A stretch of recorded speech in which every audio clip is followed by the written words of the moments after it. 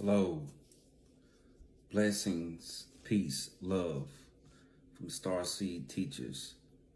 Uh, I'd like to get right down to today's message. Download. I had somebody earlier basically send me a message. They were going through quite a bit of things. So this the couple of videos that I'm actually about to do, it mainly relates to the dark night of the soul. I needed to do this video before I got back to the other curriculum because there was some things that people were going through and they expressed them to me. So I offer this segment of this teaching towards speaking about the dark night of the soul. However, everything that I speak about, Starseed Teachers, always correlates around the main theme of love, which is what we teach and how to use love to actually to awaken, activate, and empower yourself. Okay, and by the way, this happens to be the beginning of the feast of Pentecost on the Hebrew calendar. So Shabbat Shalom to those who may know and who are keeping the feast. This is a perfect time to try to make a connection with the Most High, as this is one of his designated feasts. And prayers and supplications that actually come up during this time, they're most powerful. They're like amplified more because it's the Most High's feast. These were basically the yearly feast cycle traditions, well, not traditions, but actually laws, you understand me, that actually are outlined in the covenant for the partakers who are of the covenant on the feast cycle. And this is a very important one. So I'm going to try, like I said, I'm going to try to keep this brief, but let me get straight into the curriculum.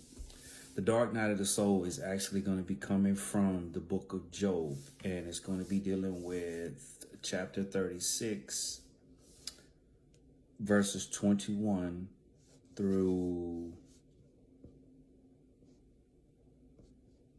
26, verses 21 through 26. Fear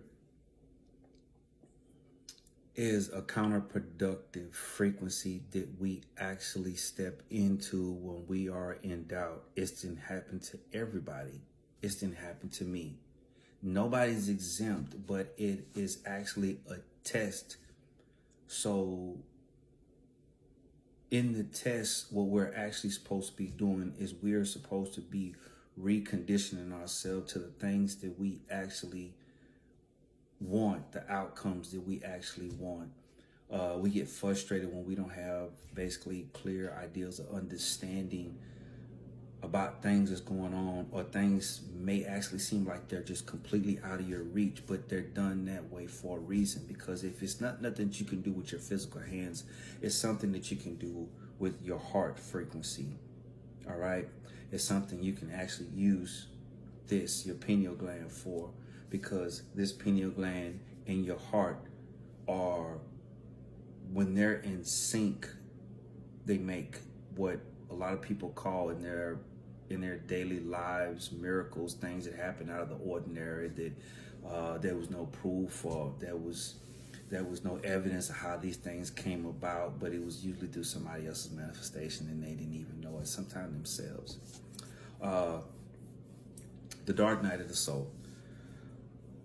Verse 21 of chapter 36, it says, beware, do not turn to iniquity.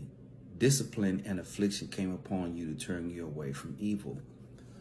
Okay, with that verse right there, this, as you already know, the book of Job, this was actually a download that actually came to Job to help him understand why and what he believed was all his righteousness, why things were happening to him.